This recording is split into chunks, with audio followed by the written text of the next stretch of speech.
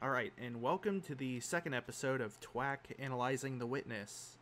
I'm over here by the Builder of the House audio log because as I was going back through and editing and putting in timestamps, there was a thought that I meant to mention, but I forgot to, which is, the audio log is unsourced, it's uncredited, and instead it just kind of lingers on that word, house. You know, that final sentence just kind of lingers there. And something that, personally, that reminded me of from one thing to another is a point that the witness is both.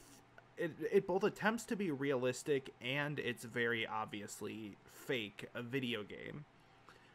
Specifically, it tries to make you immersed and then it likes to break the immersion as well. Like, when I listen to that audio log, the fact that it doesn't actually credit it, like all the other audio logs, for me tends to kind of make me snap out of this sort of magic circle trance that the game puts me in. There's also the fact that, when you're moving around, you are in first-person perspective, but then when you go in puzzle-solving mode, this pretty thick border appears around the edges and you no longer interact with it as if you were looking around it in first person. Instead, you're just looking at like a picture. So you go from like a immersive, moving your head to just this picture. Or there's all these trees that are... Oh, actually, there's more waves than I thought. But like, the trees are kind of swaying back and forth, but there's not much in the way of waves on the water, especially as you would expect to like crash against the rocks here. Or how, the sun never moves is a very obvious one. The clouds never move. I have a shadow, but no sort of tangible body. No noticeable body, at least. Or, that tunnel that you start in. Where did that come from? Where did I come from through that tunnel? And there's the obvious answer of, like, this is a video game. Not everything is simulated. Not accurate day and night cycles or cloud cycles. Well, okay, there are technically cloud cycles, but not in the realistic sense. Or, like, you don't need a physical body in a first-person game like this. Or that tunnel was just the start of the video game. But in a sense, that's not very satisfactory, for me at least. It's a sort of contradiction that you both can get immersed in how realistic the structures and the decay and the plants and trees are, but then you can also be yanked away from that very suddenly through these jarring juxtapositions. And this element of like contradiction is relevant to this audio log. The physicist Wolfgang Pauli once spoke of two limiting conceptions, both of which have been extraordinarily fruitful in the history of human thought, although no genuine reality corresponds to them. At one extreme is the idea of an objective world, pursuing its regular course in space and time independently of any kind of observing subject. This has been the guiding image of modern science. At the other extreme is the idea of a subject, mystically experiencing the unity of the world and no longer confronted by an object or by any objective world. This has been the guiding image of Asian mysticism. Our thinking moves somewhere in the middle, between these two limiting conceptions. We should maintain the tension resulting from these two opposites. Werner Heisenberg, 1974. So Heisenberg there is talking about how modern science is kind of predicated on the idea that there is an objective truth to the world or an objective world, and that this can be, this world is separate from anything else. Your perception is independent of the actual existence or material or composition of the world. And then there's also the sort of like Buddhist Taoist principle of someone's ability to kind of remove themselves from the world and be in tune with it in that sort of Zen state. And that Heisenberg suggests that we find ourselves between those two. He mentions at the start that these don't apply to a genuine reality, which I think is supposed to be like a practical application of those thoughts, that everyday life we wouldn't run into either an objective world or a completely sort of separated subject or subjective world. Instead, we fall in the middle just naturally. And I do want to give a shout out to, I believe it is Nadim PS. I'll link their channel in the video. But they're doing their own series on analyzing The Witness, and they have a very, very thought-provoking video on that audio log and how it relates to these two groups of tutorial panels, how these two sets of panels are kind of reflective of each other, but also inverse of each other. For example, this has like these very modern, sleek panel designs, while that has CRTs. That's in this closed shelter. This one's completely open. That one is like a constructive science, while this is a more natural science. The idea of, buildings and farming. And to go much further would be to paraphrase it. Instead, I'd recommend you check that out yourselves. However, while we go into the next area, I want to kind of keep in mind the idea of the tension between two opposite ideas. This sort of physical, objective world and the spiritual world could also be said to be the panels in the environmental puzzles. But this also gets explored even further throughout this sort of peninsula. So, before I open the door, I want to point out the lilies on either side of this building. This is the Symmetry area. I believe the game's files call it Symmetry. I could be wrong on that. Symmetry, reflection, either way. The puzzles themselves are based around symmetry. Just do that for now. And this is a case of the lilies somehow evoking or displaying the mechanics or concept of that area. In this case, they are on exact opposite sides of this building. This building itself is as well symmetrical, though it is rotationally symmetrical. In this case, it is sort of a box with two protruding ends on either side. And while we open the door on one end, the actual first puzzle we complete is on the opposite end. So, in a way, we approach the building in a sort of spiraling pattern, a spiraling pathway. However, we also start by opening the two sides of the building, so it's kind of like we're opening it's kind of like we are reflecting ourselves on the building. We're opening from two opposite points of a symmetrical object. So yeah, these all kind of explore the whole symmetry thing. It's very obvious back there that the symmetry line, you make it, you get to toy around with it a bit. It's this huge blank 3x3 grid, and then they start adding restrictions that pretty much just help show, like, these both work at the same time. This grid actually is symmetrical as well, but then this is where it starts to add complications, where you have to take into account both at the same time. I think this is just like a different level of complexity, if you will.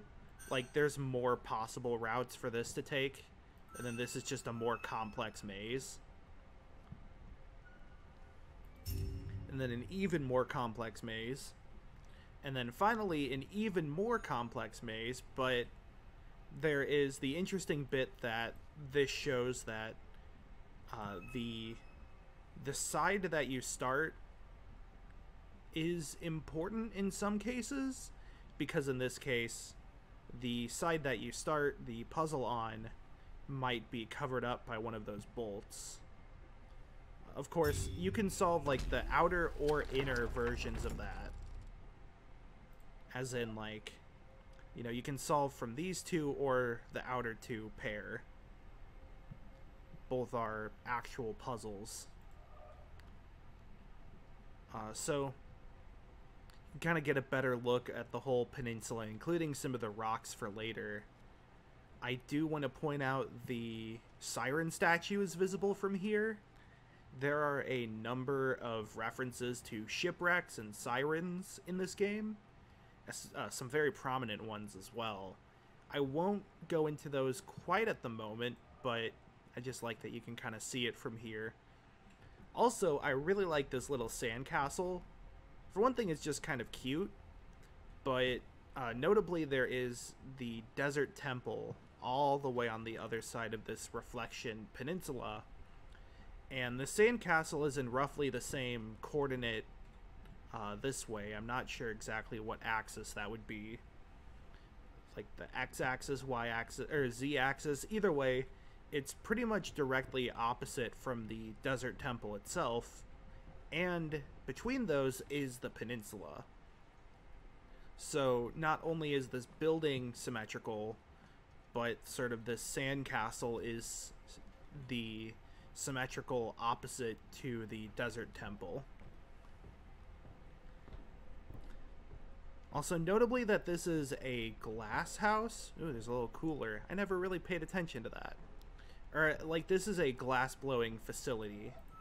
Also, we now have rotationally symmetrical puzzles to show that the puzzles don't just have to be, like, flip symmetry. I also like this one because you really want to take these in a straight line, but you absolutely cannot. So you have to find a way to compromise, and it involves not even going to the closest possible exit. But what I wanted to mention is that as a glass blowing facility, if you notice, all the panels here are made of glass, and this is like a giant kiln.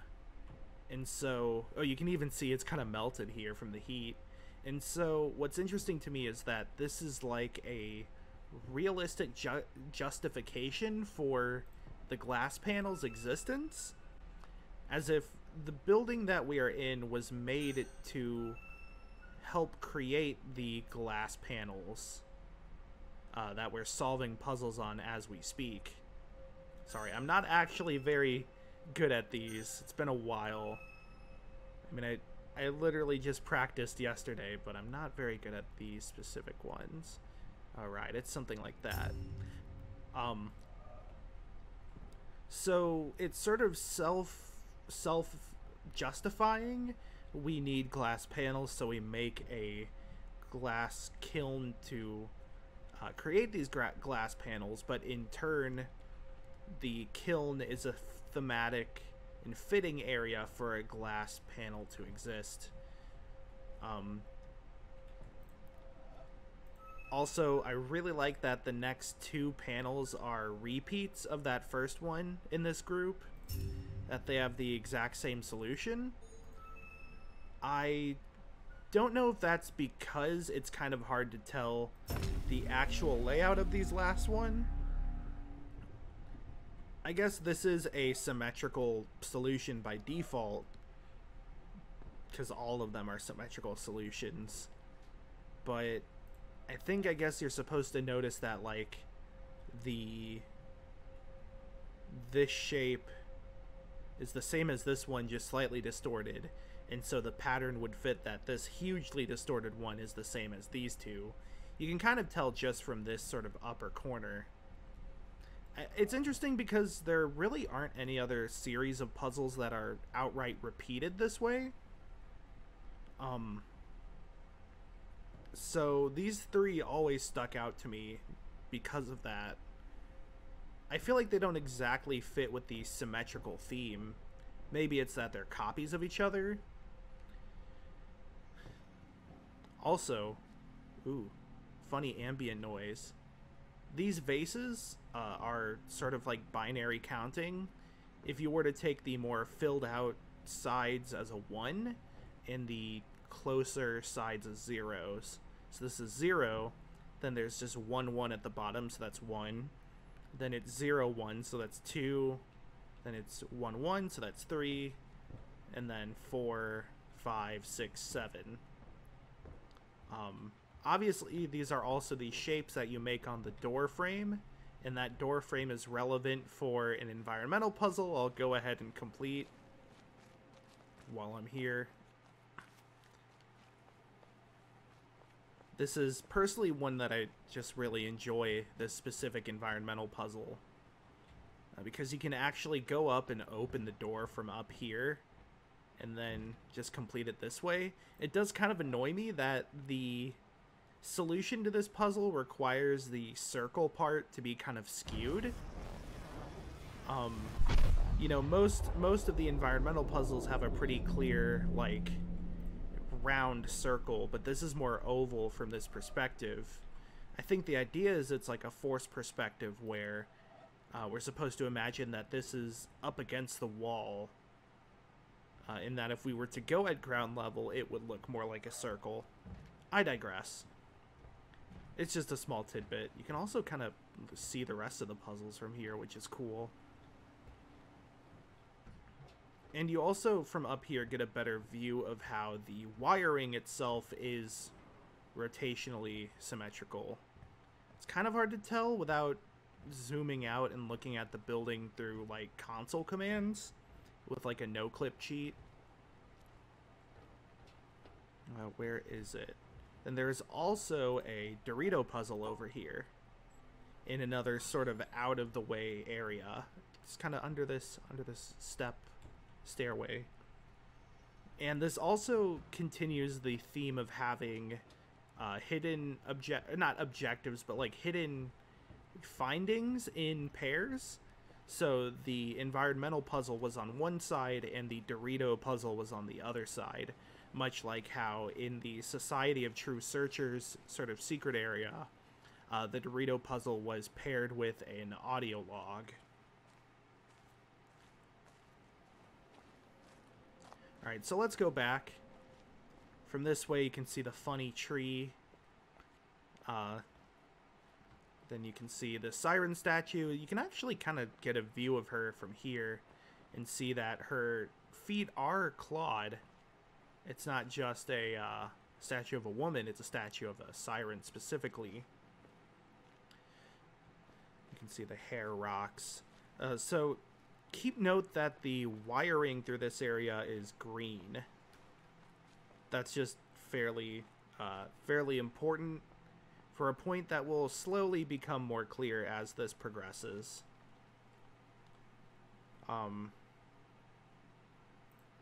Alright. So, obviously the green wire opens up this panel, which for me mostly just felt like a way to make sure you understand the hexagons before you continue.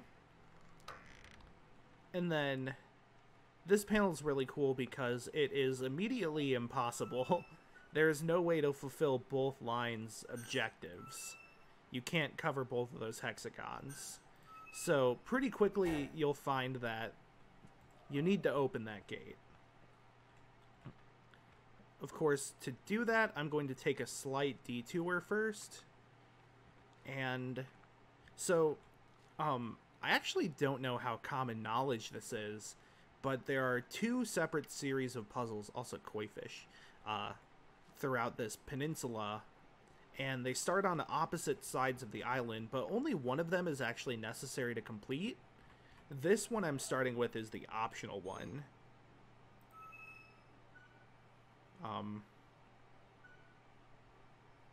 So these directly play with the concept of reflection that is present in the whole idea that these are puzzles that rely on the reflection on the water. These aren't necessary to actually complete the area, but I think they're really fun and really help contribute to the sort of mindfulness that the witness really encourages.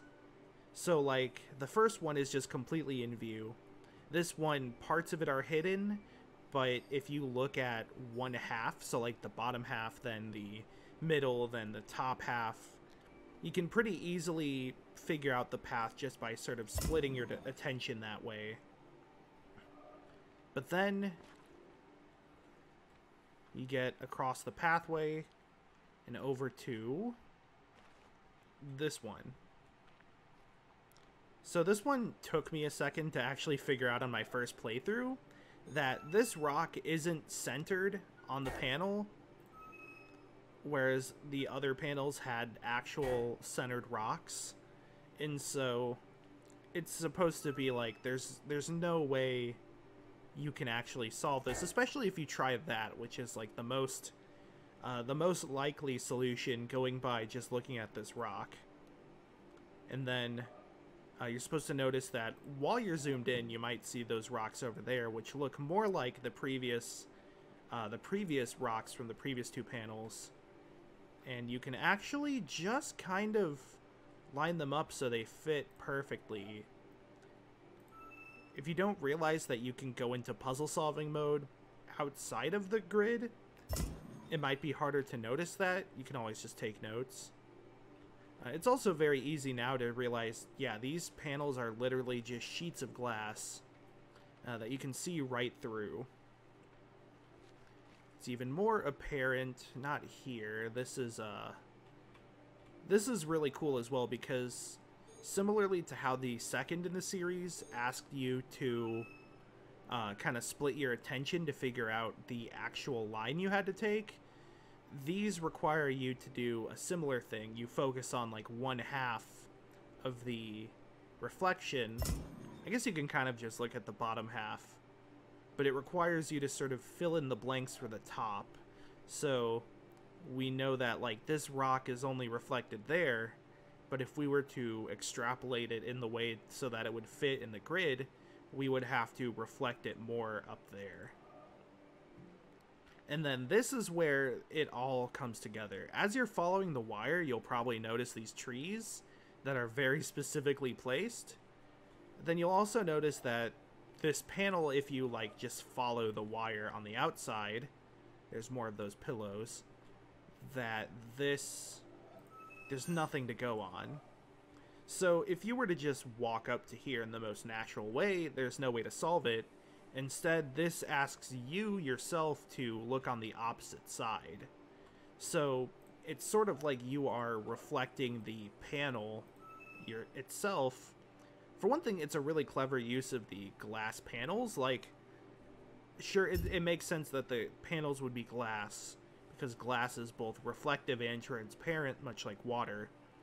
But in this case, you actively have to look on the other side. But like I said, the image that we see on this side of the panel, which is the image that we would most naturally walk up to it with, is a reflection of the image on this side. And this last area kind of requires you to take notice of that. So that's the unnecessary sort of riddle style one, similar to the orchard. The required series starts over here. And first I want to note that these are on opposite ends of the peninsula, and they wrap around each other. So that's another point of symmetry in this area, is that the two separate series of puzzles are themselves symmetrical to each other. These are also puzzles I was never very good at. I think this one was like, it's like there we go.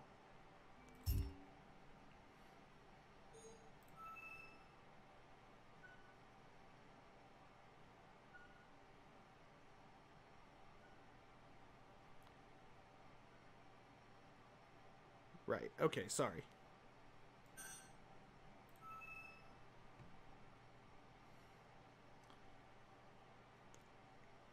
Might just have to skip ahead to when I complete this.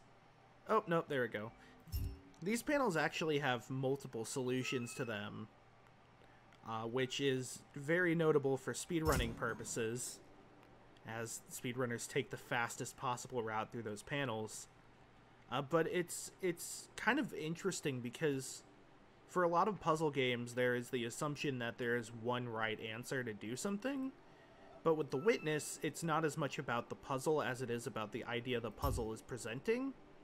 And so, oh yeah, this is pretty cool. So, it introduces the blue and yellow lines. It does it very quickly. There's one very obvious shape that connecting the dots will create. So it requires you to just try out one of the circles and realize that, you know, only one of them is blue, but it makes the actual shape you make through the hexagons super obvious for that reason. So right, so what I was saying is that The Witness doesn't concern itself as much with, like, you know, having very specific correct solutions for quite a lot of puzzles, because as long as the player understands... Also, this is the puzzle that says that there can be multiple colors of hexagons, not just blue and yellow. And then this says that you can kind of get to choose which color goes through which black hexagon. What I'm saying is that, sorry for another interruption, is that pretty much as long as you understand what is being taught, The Witness is okay to just leave it at that. So even though the puzzles have multiple solutions, those solutions still require innate understanding of some lesson. So as we complete these, we started with just blue lines, and it was a blue wire. Now that we have yellow lines, it's a yellow and blue wire going across. And as we go across, we reach this. You can also see environmental puzzle. Oh, you can't solve it through the panel. Oh, that's right. That's the one you have to go lower for. I'll get that later. So this is the puzzle series where the lines get all funky.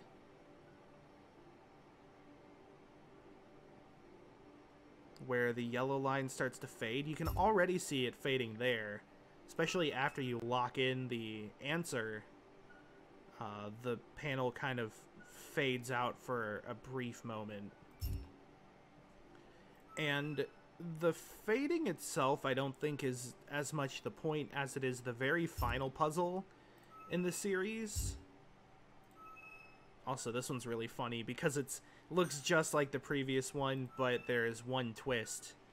An idea that was also present in those black and white squares. So yeah, those first four where the line slowly fades out are kind of the wind-up or the preamble to these last few, where, as we can see now, the other line is completely disappeared. I think it's that the intention is to make the player sort of look and reflect mentally the shape or the line. So like to get the full understanding of what it means to reflect a line, the player has to do that themselves mentally.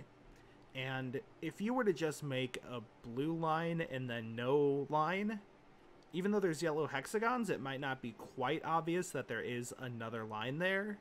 So it slowly fades that away so that it doesn't feel like a gotcha or like a gimmick that these last panels have no yellow line. This whole area has sort of been about mentally reflecting things. So the riddle style panels down here were about reflecting the environment or eventually reflecting yourself and having to move away from where you were standing. And then the mechanical puzzles are about reflecting the lines on the panels. And then also there is this really fun environmental puzzle where you can get the reflection in the kiln, but you can't quite line up the kiln with the roof, even though it looks like you should. Even if you go up here, you just barely can't make it. Now, of course, if you go up all the way to the top, that's where you can solve it. But this environmental puzzle is also notable because it, and pretty much everything else here, relates to this audio log. Formerly, you appeared to me, O Lord, as invisible by every creature because you are a hidden, infinite God. Infinity, however, is incomprehensible by every means of comprehending. Later, you appeared to me as visible by all. For a thing exists only as you see it, and it would not actually exist unless it saw you. For your vision confers being, since your vision is your essence. Thus, my God, you are equally invisible and visible. As you are invisible. As the creature is, which exists only insofar as the creature sees you, you are visible. You, therefore, my invisible God, are seen by all, and in all sight you are seen by everyone who sees. You who are invisible, who are both absolute from everything visible and infinitely super exalted, are seen in every visible thing and in every act of vision. Therefore, I must leap across this wall of invisible vision to where you are to be found. But this wall is both everything and nothing. For you, who confront as if you were both all things and nothing at all, dwell inside that high wall which no natural ability can scale by its own power. Nicholas of Cusa, 1453. Okay, so, the Nicholas of Cusa audio log there, quite a doozy. So this is another contradiction, the idea of something that is both invisible and visible. But I don't think it's a surprise that this puts you, well, the audio log is underneath one of these panel series. It's also in clear view of the water, where you can see, just in this like framing, you can see the rocks for those like riddle puzzles. You can see the glass panels and the glass house, and importantly, there's a clue to the environmental puzzle existing here. But all of that, the riddles in the glass house and the environmental puzzle mainly, are all fixated on the water, as in like the main sort of component of this whole shot, this whole scene here, is the water itself being able to reflect everything. And when you get down to it, something that is invisible but visible, as Nicholas of Cusa describes it, sort of describes reflections. So hear me out here. The idea is that, as Nicholas of Cusa described it, is that God sees everything, and God's vision is what confers existence. Therefore, everything in existence has some element of God's vision, and they must be seen by God in order to exist. And then Nicholas of Cusa goes on to say that, therefore, they must also see God, because God is seeing them. I don't know if that's a literal sight or if it's like a metaphorical sight, as in like when you see to something, as a phrase that is, you know, when you address something, or yeah. So, however, in a more literal sense, you could view this as a reflection, as any object in a reflection only exists because there is another object outside of the reflection that the reflection can see. And then you can see that reflection itself. So if I were to walk up to a mirror, which I don't have a body, so that's impossible, but you get the idea. If I were to walk up to a mirror, I would see a reflection, but the mirror itself sees me and is therefore able to create the reflection. That reflection cannot exist without the mirror seeing me, and also it is visible by me seeing it. Likewise, this idea of something that is invisible and visible just fits water as a whole, because water itself is, like, from here, it looks like it's just the sky, you know. Sure, there is that tint of blue that covers, like, the trees and everything, but there's great detail put in this area specifically to reflect the sky as if it were just infinite sky falling downward. And so, like, water is visible in that, you know, if I have a cup of water, it's very visibly there, but it's transparent. You know, the quality and everything in the water, whether or not it's clear notwithstanding, most of the water is visible and invisible in ideal situations. It's very visibly there, but we can sort of see through it. In the same way, glass, at least the glass panels here, are the same way. They're translucent, but, like, if we just look through a glass panel itself, I can't quite zoom in all the way so that it's only covering the screen, but the glass itself starts to fade away, and it kind of looks like the entire angle is just this sort of darker blue saturation. But we can very noticeably see that the glass is there if we just kind of step back to it. So while Nicholas of Cusa is talking about this sort of higher entity that is all-powerful and who confers being by their vision, and that every creation is sort of a representation of that vision, we are ourselves looking more at a literal sense of seeing something that is and isn't there, if you'll bear with me. Now, also, there is the koi fish. These are another Easter egg in the game. There's a lot of these fun little perspective Easter eggs. I mentioned the siren statue there, where her hair seems to stretch on through the rocks. These are one of the natural Easter eggs, where they are natural features made to look like something that is not a plant in this case. These look like tree roots, but when you look into the water itself, they look like koi. And I think this is really interesting because while a reflection looks like whatever it's reflecting, it's not a perfect imitation. Oh, hey, you can see the face tree from over here. Little face tree, that's cool. So, you know, things get distorted in reflections, especially like ripples on waves, which in a way the melting glass panels over there on that side of the kiln kind of mimic the distortion that happens when you put ripples in waves. But in this case, the fish kind of distort themselves, or rather the trees, if we go up to them, don't look like fish at all. But if we step back and look into the reflection itself, then they look like fish.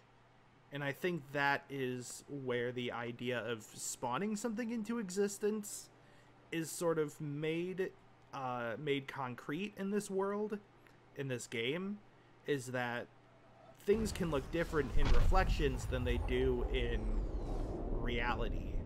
In a way, the physical object is the objective world, and the reflection that is like a flat surface that on which the objective world is sort of mimicked and distorted maybe in some way is that like spiritual world, that subjective world that Heisenberg mentioned. Also notably, a mirror is a flat surface that converts a 3D world into a 2D surface, which is similar to how when we solve puzzles in puzzle solving mode, the world goes into a 2D mode from a 3D mode, and when we do environmental puzzles, it turns those 3D objects into a 2D object. I mean, obviously there is some depth in mirrors, but like a mirror that's reflecting an apple, it's not like the reflection itself has the depth of the apple. Okay, so all of the like metaphysical stuff about water and mirrors and Jaden Smith eyes aren't real. We get to the final segment of puzzles panels here, right before this big yellow box, kind of enshrined. You get close and it gives off this funny hum. So what's interesting to me about this is that the yellow... So, yeah, let me start out with the yellow panel. You're supposed to see that the panel on the side, the opposite side, doesn't have any features, but if you just try to solve it, you know, haphazardly, it doesn't work. The yellow panel does, and you are forced to make the realization that you need to solve it on the yellow panel and then copy it onto the blue panel. But the catch is that you don't need to solve it on the yellow panel, at least I'm pretty sure, because the wire that goes into the box here is only coming from the blue panel. The yellow side, the wires just power more yellow panels. So that is up, down, around in a big corner, and then a little S.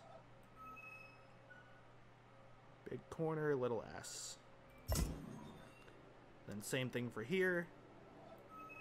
This one is... Oh wait, I already made a mistake.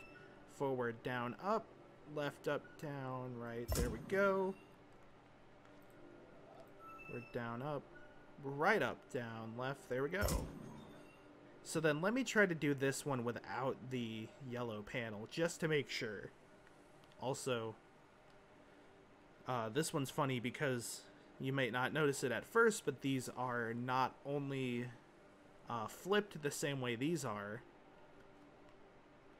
but this one is also flipped vertically and horizontally. So it's right, down, then up, then right, then yeah. So this one instead is left, up. One left, up. Yeah, like that. Oh yeah, what do you know?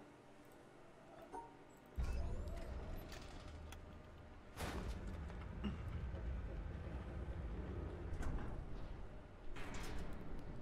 just going to watch this. I love the little bit of rust on the laser there. Not little bit, it's actually quite a bit.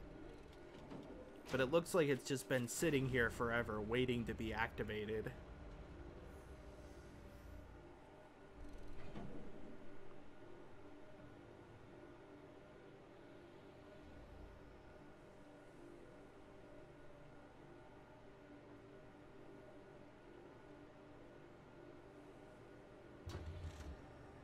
And then it takes aim, and zoom. So that's the first laser. So, interestingly enough, there's something very important that's been going on kind of side by side with us. So look over there. There's a green line, a green wire. Then, if you remember, back down here, there's only a blue wire for this section of puzzles. Then it got joined with a yellow wire until it came back up here. Now, blue and yellow combine to make green in terms of primary colors, or cyan and yellow become green in terms of like CMYK color schemes. And what's notable about this color, for instance, other than the fact that they combine to make green, is that throughout the panels down there, whenever we would make a line ourselves, it was blue. We could never directly create a yellow line. We could only ever create a blue line. And because of that, it's sort of like how you can only ever modify the physical world. You can never actually modify the reflection itself. You can only modify the reflection by modifying the physical aspect. So, and then kind of like how we compared the physical world to be that objective world that Heisenberg mentioned in the reflection to be the spiritual world, the yellow line that we created is sort of like the spiritual line, the subjective line that has guided us this way. Now, up here, the subjective line was not necessary to complete the panel, only the objective line. But what's interesting is that there's no direct symmetry, like, on the panels themselves. I mean, we know the panels are opposite each other, but you're not creating two lines at once like we were beforehand. And the panels themselves actually have this sort of dark backside, this metal backside, to emphasize that these aren't complete reflections. These are only half of them. Instead, we ourselves are the point of reflection. If you were to think of, just like, you know, a point of symmetry, we are that physical point of symmetry between these panels. And we had to not only, like, mentally consider two lines at once, we had to actually look at this, then turn around and mirror it completely ourselves. So we are acting as the mirror between those two worlds, but we're actually gaining the information to change this objective world by first doing and completing the subjective world. But the subjective world still is detached from the real world, as the panel doesn't actually matter to the physical completion. Also, the laser here goes straight down the middle of the symmetry area as well. So, oh yeah, and then also the laser itself is a cyan color. It is what is remaining of the sort of dichotomy here, which is the objective area, the objective truth. Putting it right up there. And so, yeah, from this, we have sort of looked at and explored the differences between this objective world and the subjective world, and we've come to learn that there is sort of a relation between them that is not only that the objective world reflects the subjective world, but in a way we can sort of discern important information about that objective world by looking at the subjective world. You can look at a mirror to see what's around a corner if the mirror is tilted around that corner, even if you can't see yourself what's around. But, I mean, Heisenberg made it sound like the objective world and the subjective world were opposites, that they are two completely opposed ideals, and that there has to be some middle ground between them that isn't all of one or all of the other. But then Nicholas of Cusa explained that there was a sort of a simultaneously visible and invisible. There is a middle ground that is 100% both. And I guess what we came out with is that we found an tangible, objective reward, but there is still that subjective knowledge that we needed to actually complete it. It's a marriage of two opposing ideas that makes yet another contradiction in the witness. One nature, perfect and pervading, circulates in all natures. One reality, all comprehensive, contains within itself all realities. The one moon reflects itself wherever there is a sheet of water, and all the moons and the waters are embraced within the one moon. The absolute of all the Buddhas enters into my own being, and my own being is found in union with theirs. The inner light is beyond praise and blame. Like space, it knows no boundaries. Yet it is even here, within us, ever retaining its serenity and fullness. It is only when you hunt for it that you lose it. You cannot take hold of it, but equally you cannot get rid of it. And while you can do neither, it goes on, its own way. You remain silent, and it speaks. You speak, and it is done. The great gate of charity is wide open, with no obstacles before it.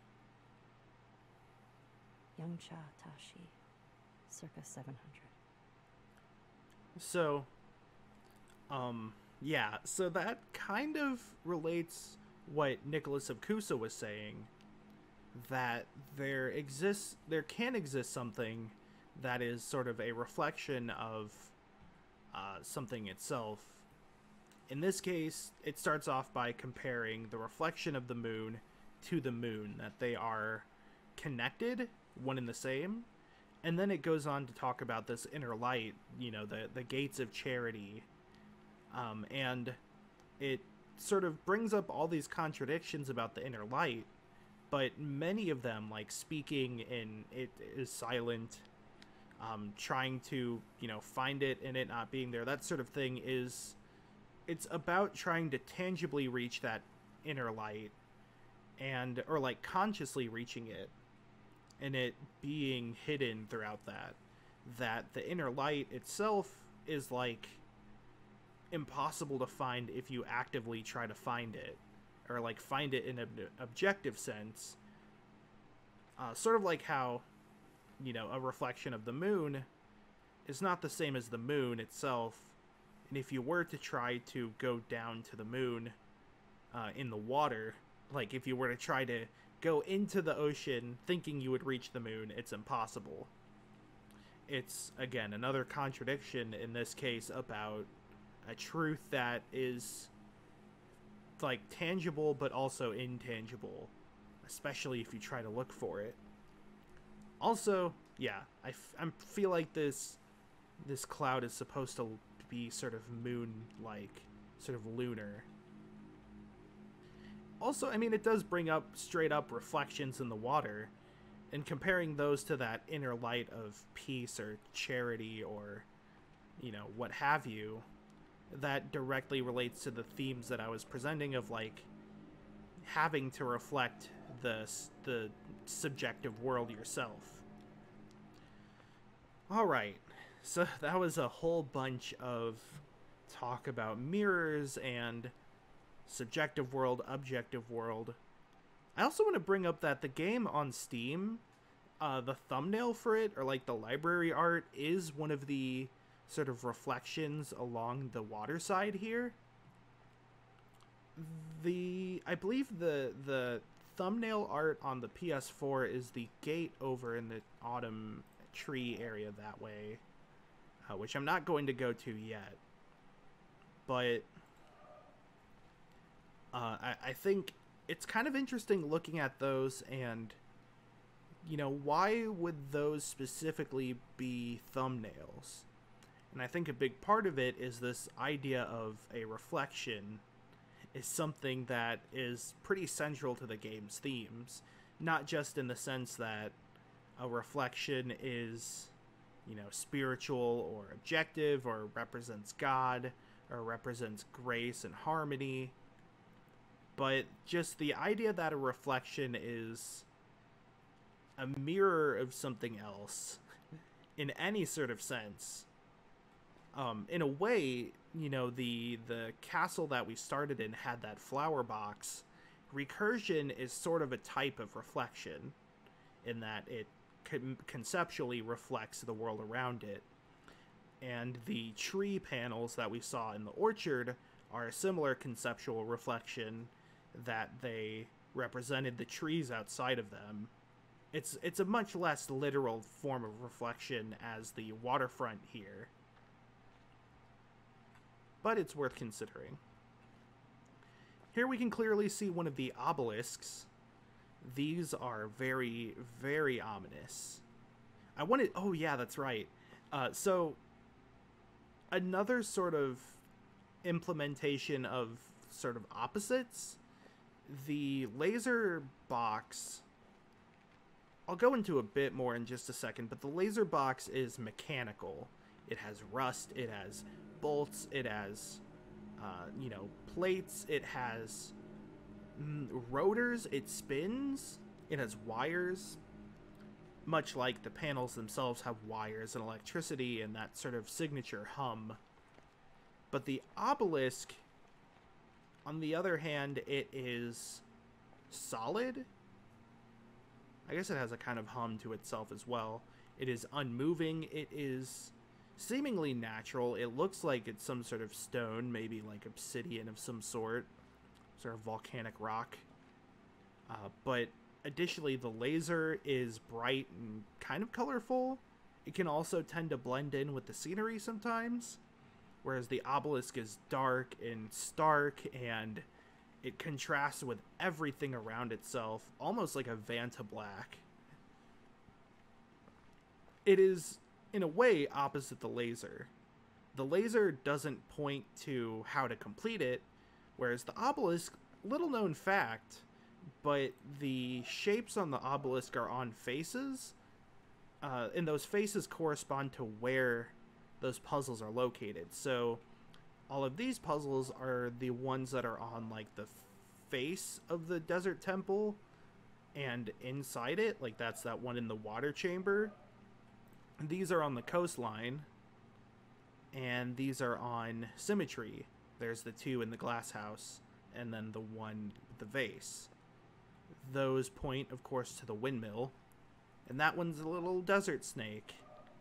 So the lasers all instead point to the mountain. And so, whereas the lasers point to, I guess, a final destination, but they also signify where you have been, the obelisks, I mean, they do signify where you have been, but they're much more direct with giving hints for where to go next. But, so the lasers are the sort of the mechanical goal to complete. They are what gives you the quote-unquote ending. Well, okay, it gives you one of the main endings. For many players, it is the end goal of the game, to unlock all the lasers, and to reach a pretty sizable chunk of the game, you have to complete all of them. They are the end goal for most of the areas of the game as well. And I think they're really ingenious. So not only is The Witness about like teaching you how things work without any sort of direct text or instruction. Oh, I never noticed the little baby cherry tree here. That's cute. Not only is that the case where they doesn't teach you anything directly, but it also doesn't have any sort of UI.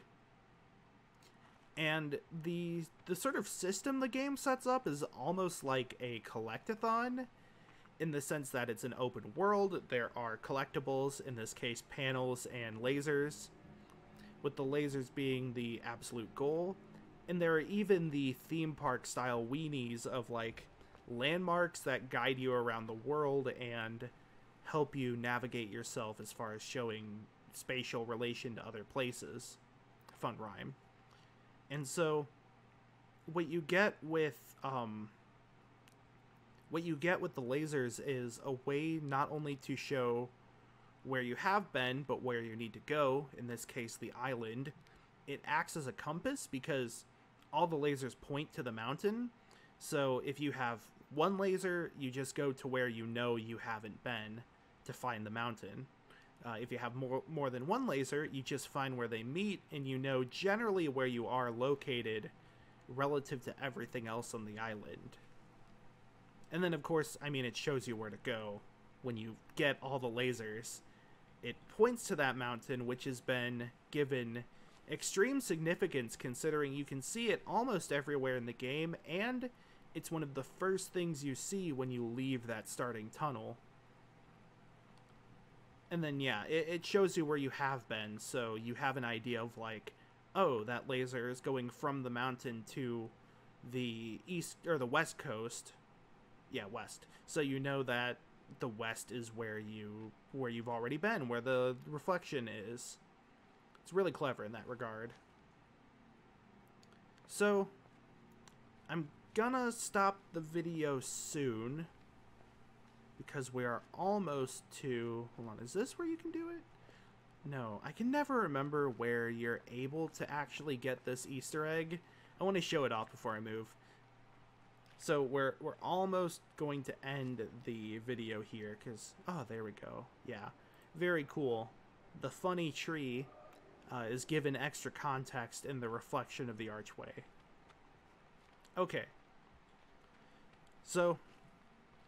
before we end it, I do want to move towards the desert. So, The other sort of importance of this final area, so in case you didn't actively look at like the buildings, oh, that's weird. You can see it change rendering between these steps. Ooh. Glitch in the Matrix. Okay, sorry. So, not only is it important to like show you the desert over there, but in case you missed it, these panels show you like, oh, there's the face tree. Can't really see it there, but this one you can better see the ruins there. And like I said, this is, I mentioned weenies before. This is something that was coined by Disney Imagineers, but is pretty relevant in game design as well, as it's a concept that is made to assist in navigating unfamiliar areas, unfamiliar worlds. You know, you can think of this like in Super Mario 64. Most worlds there have some landmark, like the Bob-omb Battlefield Mountain or the Snowman in Snowman's Land and such like that.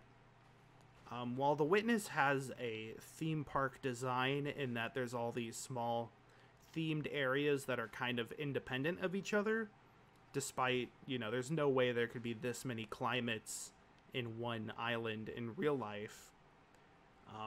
The landmarks help to navigate for sure. And in this case, looking for these trees here or looking at those ruins over there kind of cues the player that there's something in this direction. Also face tree. I say that's important because, well, here we have a lily. It's on the side of the island that is close to these palm trees, which is important. So this pathway leading up to here has a lily, which we have established shows like mechanics or identity. And you can kind of see it as you're moving that the glares on this little sheet of metal show more flowers. And that kind of gives you a hint as to what this place is.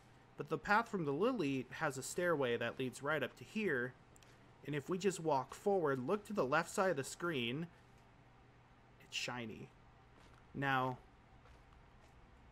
if you were to enter the desert from the front steps that are very grand, you might go this way and notice that that panel is lit up. So you might go left and try to go towards it.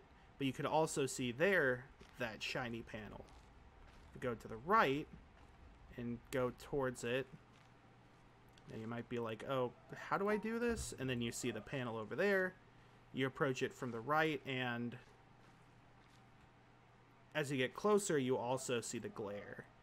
So what this is this is one 3D building that is entirely dedicated to looking at...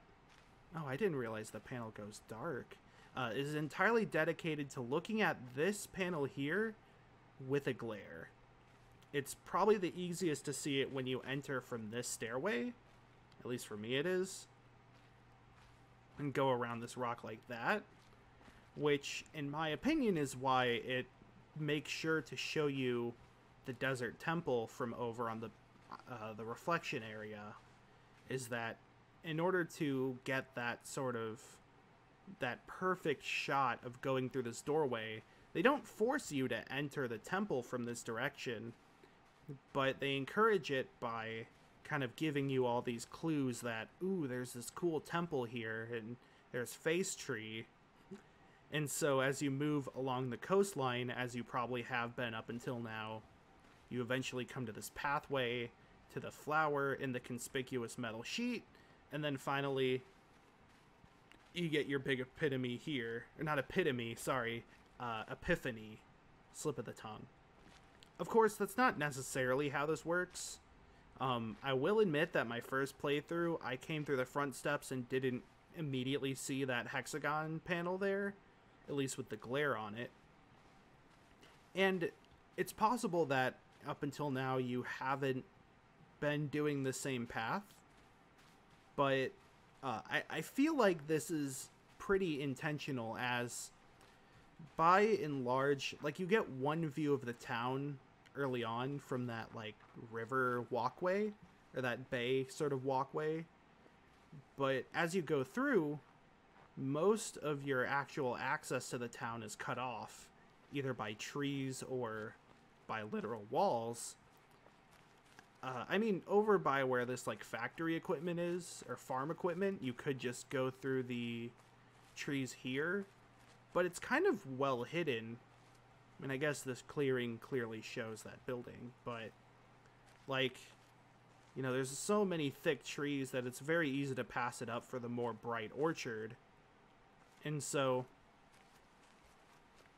I mean, I guess this might just be me putting more weight into my personal playthrough rather than how the game was designed, but a lot of it feels like it's meant to guide you in this direction. And there is one other important sort of evidence to why I think this is the case, and it's these little skylights. And we'll have to explore those on the next episode because this is already a little over an hour. So for now, I will leave it at right outside the desert temple steps here, where next time we will talk about the desert. Thank you for watching.